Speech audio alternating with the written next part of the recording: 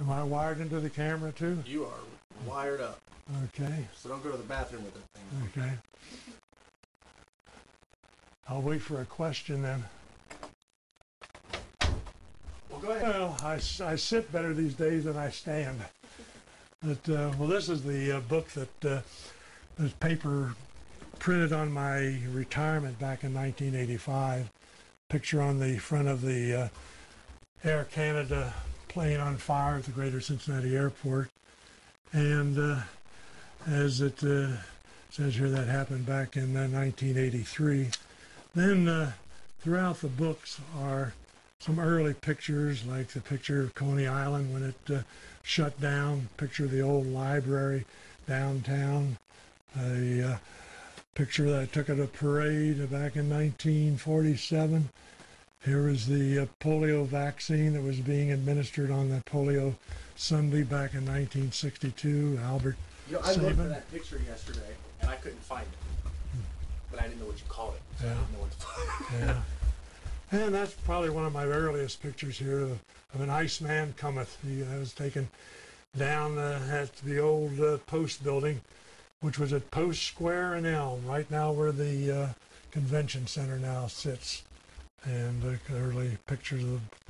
So these are some of the books that I had published, and also this book that you were asking for before is a compilation of the history of the Post, starting back in 1971 when we had an in-house printing facility showing the different reporters that we had, those heydays, and the different composing room personnel and that, which I've kept for posterity's sake.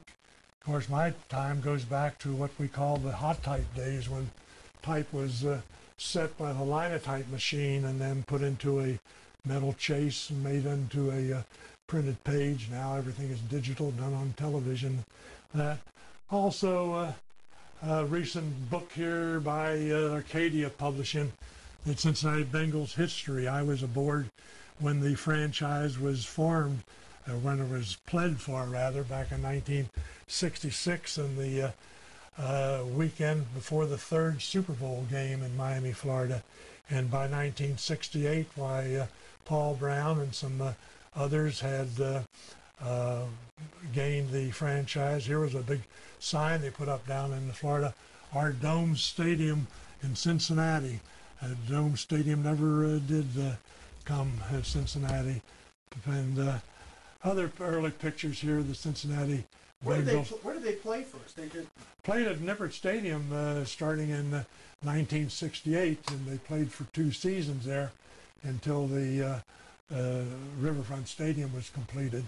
So that Sam Weish was the one of the early quarterbacks that he made famous later on in his career, that having a derogatory remark about Cleveland, and some of the early days with Paul Brown and his sons, Mike and Robin, that were running the franchise. That, as I told you before, so many things in those days that I was witnessing was done in a family way. The owners were family. I recall many years in baseball spring training with Pal Crosley, inviting the whole media retinue out to a steak dinner at one of the hush-push restaurants in Tampa, Florida, and things that's done differently these days. We're back to reminiscing. They say reminiscing is a good catharsis for the soul. Why did you think it was important to keep the history of these things? I thought it was important to keep it because I had it, and if I didn't keep it, nobody else was, seemingly, so that there's only 1 copies of these available. I've given a lot of historical information and printed pages and things to the archives at the University of Cincinnati. This is just some that I've kept out because I had a little more preference to them, but at some point I will give them over to them, and that some of the people that come along and want to read the history about that. I've got another compiled history over here of College Hill, when College Hill had its own historical society. Many an article that I wrote about College Hill and the stores and that, including one that I wrote about the Post. You want to strike out there? There's the big three over there, but that you've been on all the trucks. That says Pat Harmon, Earl Lawson, and Jack Klumpe. Earl Lawson is deceased, and Pat now lives at Maple Knoll. Those are the sought off after schedules that we'd print thousands and thousands of those, and people would covet them for the full season. I had one fellow that was in prison somewhere over in West Virginia. He'd ask me for 10 of them every year to give to his friends.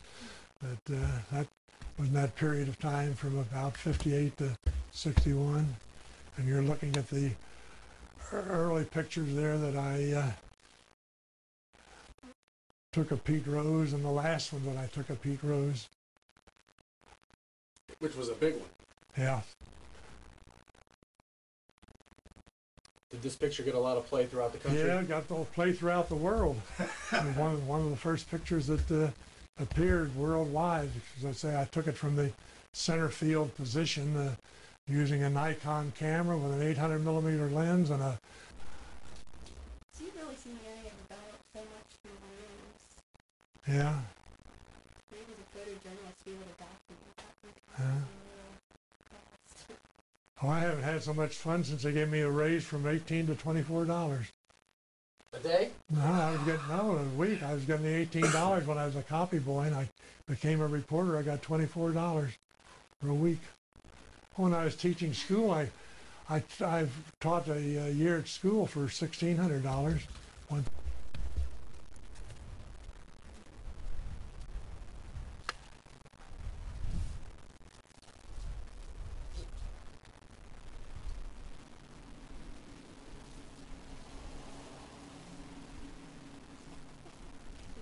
I'll do it every time.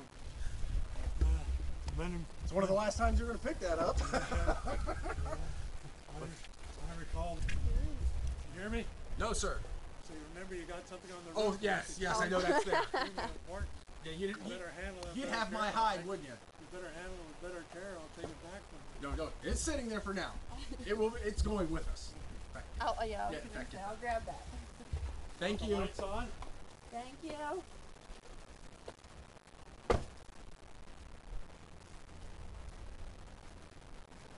Want me to wave goodbye to you?